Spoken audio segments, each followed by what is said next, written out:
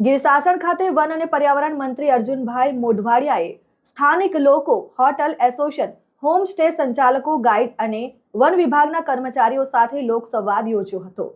One અને પર્યાવરણ મંત્રી શ્રી અર્જુનભાઈ મોઢવાડિયાએ ગીર શાસનમાં હોટલ એસોસિએશનના પ્રતિનિધિઓ, હોમ સ્ટેના સંચાલકો, ગાઈડ અને વન વિભાગના કર્મચારીઓ સાથે સંવાદ કરી તેમના પ્રશ્નો, સૂચનો આવકાર્યા।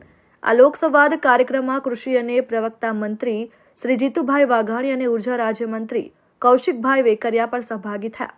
વન મંત્રી અર્જુનભાઈ મોઢવાડિયાએ જણાવ્યું કે વડાપ્રધાન નરેન્દ્રભાઈ મોદીના દિશાદર્શનમાં અને રાજ્યના મુખ્યમંત્રી ભૂપેન્દ્રભાઈ પટેલના નેતૃત્વમાં રાજ્યમાં પ્રવાસનને વેગ મળે એ માટે જુદા જુદા સ્તરે બહુઆયામી પ્રોજેક્ટ અમલમાં મૂકવામાં આવ્યા છે, જેમાં ગીર વિસ્તારમાં પણ ઇકો ટુરિઝમને વેગ આપવાનો સરકારનો ઉપક્રમ છે।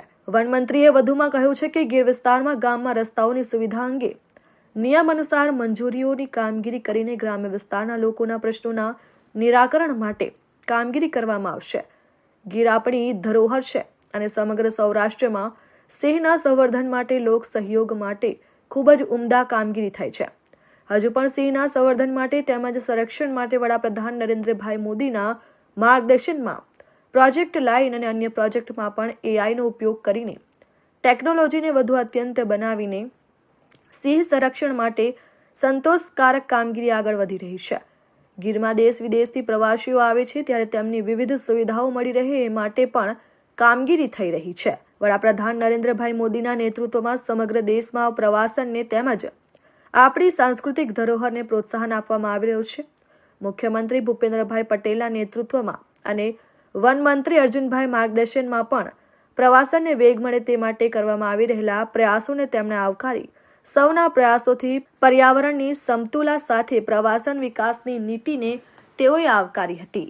અમારા મંત્રીમંડળના સિનિયર સાથી જીતુભાઈ વાઘાણી, અમારા બીજા સાથી મિત્ર કૌશિકભાઈ વેકરિયા, અમારા સાંસદ રાજેશભાઈ ચુડાસમા, અમારા વન વિભાગના વડા જયપાલસિંહ અને બીજા સાથી ધારાસભ્યોને સાથે રાખી આજે અહીંયા શાસન ખાતે અમે ટુરિસ્ટ ગાઈડને મળ્યા, જે સફારી માટેની જીપ્સી ચલાવે છે એમના ડ્રાઈવરોને પણ મળ્યા અને એમની મુશ્કેલીઓ પણ જાણી।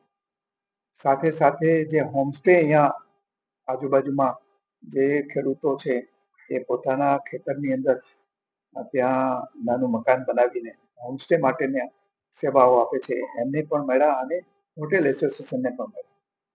અને બધાની ચિંતા એક જ હતી કે અહીંયા ટુરિઝમ કેવી રીતે વિકસે અને સાથે સાથે આ સસ્ટેનેબલ ટુરિઝમ થાય, જેનાથી આપણા વન વિભાગ ઉપર, વન્ય પ્રાણીઓ ઉપર અને ગીરના જે ઇકોસિસ્ટમ છે એને પણ નુકસાન ન પહોંચે એ માટે અનેક પ્રકારના સૂચનો આવ્યા છે અને એ સૂચનો પ્રમાણે અમે આગળની કાર્યવાહી કરીશું। Aniruddhsinh Babariya, RN news, Keshod.